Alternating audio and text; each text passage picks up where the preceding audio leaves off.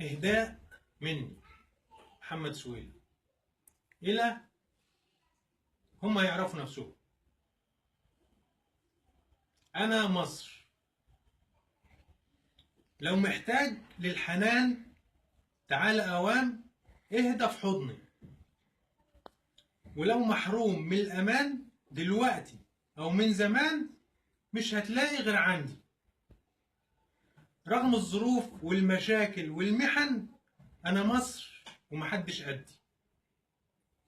وده مش عجيب أو شيء غريب لما يكون ربي الجندي هو الحارس، هو الجالس فوق عرشه ومن عنده بيحمي.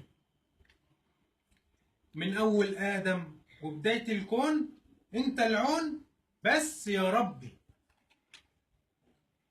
ودي مش صدفة أو بظروفها، مصر حروفها في القرآن، ومن قبله توراة وإنجيل، مصر الأمن والأمان.